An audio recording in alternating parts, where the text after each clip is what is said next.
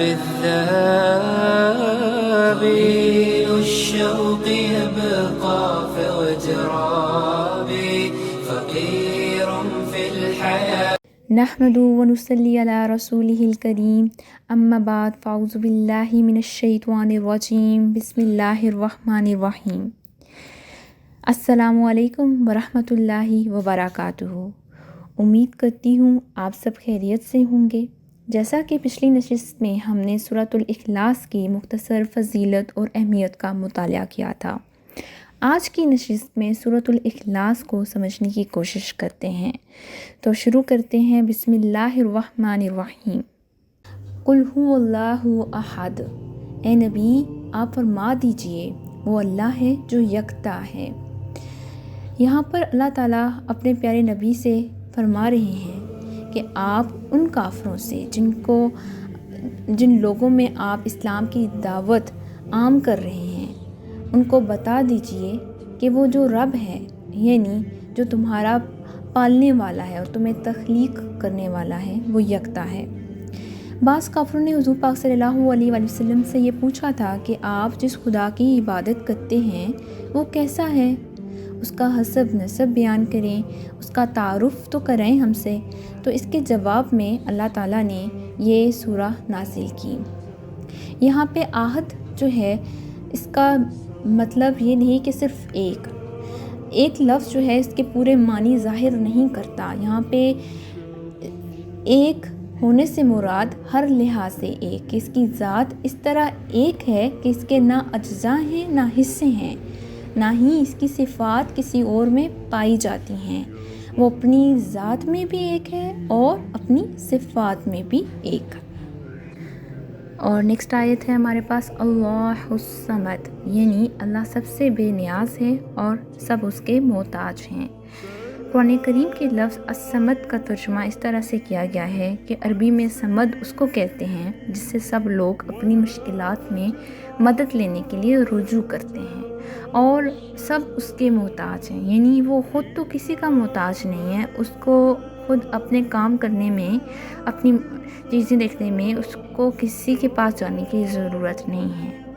لیکن جو اس کے بندے ہیں، جو اس کی مخلوق ہیں، ان ساروں کو اپنی کام کرنے میں، اپنی مشکلات کا حل ڈھونڈنے میں کس کے پاس جانا ہے؟ اس کے پاس جانا ہے، یعنی اللہ کے پاس جانا ہے کہ سب اس کے محتاج ہیں۔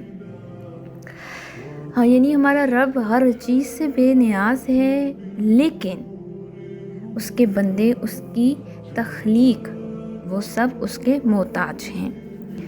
نیکسٹ آیت ہے ہمارے پاس لم یلد ولم یولد، نہ اس سے کوئی پیدا ہوا ہے اور نہ ہی وہ پیدا کیا گیا ہے۔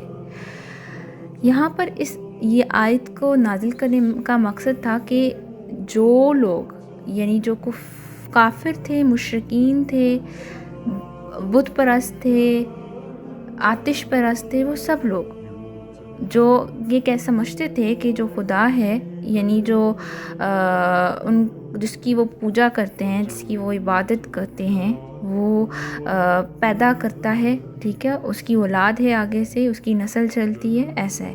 لیکن یہ آیت نازل ہوئی تو اس آیت میں تردید کر دی گئی ان سب الزامات اور باتوں کی جو مشرکین اور کفار کرتے تھے، یعنی جو لوگ فرشتوں کو بھی اللہ کی بیٹیاں کہتے تھے اور حضرت عیسیٰ علیہ السلام کو اور حضرت عزیر علیہ السلام کو اللہ کا بیٹا کہتے تھے، ان سب کی تردید کر دی گئی ہے کہ نہ ہی اس کی کوئی اولاد ہے اور نہ ہی وہ کسی کی اولاد ہے۔ لاسٹ آیت ہے ہمارے پاس وَلَمْ يَكُنْ لَهُ كُفُوًا أَحَدٌ، اور نہ ہی اس کا کوئی ہمسر ہے، یعنی کوئی نہیں ہے جو کسی معاملے میں اس کی ہمسری یا برابری کر سکے۔ اس دنیا میں کوئی بھی نہیں ہے جو اللہ کے ہم ساتھ ہے، اللہ کے شریک میں ہم کسی اس کو لا سکتے ہیں، نو ون، کوئی بھی نہیں۔ اس سورہ کی ان 4 مختصر آیتوں میں اللہ تعالیٰ کی توحید کو انتہائی جامع انداز میں بیان فرمایا گیا ہے۔ پہلی آیت میں ان کی تردید ہے جو ایک سے زیادہ خداؤں کے قائل ہیں، یعنی جو ایک سے زیادہ خداؤں کو مانتے ہیں، اور دوسری آیت میں ان کی تردید ہے جو اللہ کو ماننے کے باوجود کسی اور کو اپنا مشکل کشا اور کارساز یا حاجت روا قرار دیتے ہیں، اور تیسری آیت میں ان کی تردید ہے جو اللہ کے لیے اولاد مانتے ہیں، جیسا کہ عیسائی ہو گئے، ٹھیک ہے، یا جو فرشتوں کو اللہ کی بیٹیاں مانتے ہیں، وہ لوگ، ان ساروں کی الزامات کی تردید کی گئی۔ اور چوتھی آیت میں ان لوگوں کو رد کیا گیا ہے جو اللہ تعالیٰ کی کسی بھی صفت میں کسی اور کی برابری کے قائل ہیں، یعنی وہ یہ سمجھتے ہیں کہ اللہ رحمان ہے تو وہ شخص رحمان ہے، نو، یعنی پوری کی پوری صفت، یعنی کسی بندے کو اللہ کے ایکول کھڑے کر دینا، ایسا نہیں ہے۔ تو ان سب آیتوں کے ذریعے جو ہے وہ ان سب الزامات کی تردید کر دی گئی ہے۔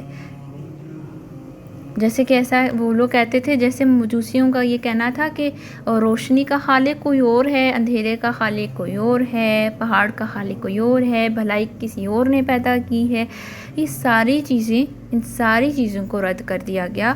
اور اسی طرح اس مختصر صورت نے شرک کی تمام صورتوں کو باطل قرار دے کر خالص توحید ثابت کی ہے۔ اس طرح سے سورہ اخلاص آج ہماری یہاں پہ ہی ختم ہوتی ہے۔ انشاءاللہ اگلی نشست میں آپ سے ملاقات ہوتی ہے ایک اور سورہ کے ساتھ۔ اپنا بہت خیال رکھیں۔ وآخر دعوانا ان الحمدللہ رب العالمین۔ الشوق يبقى في اغتراب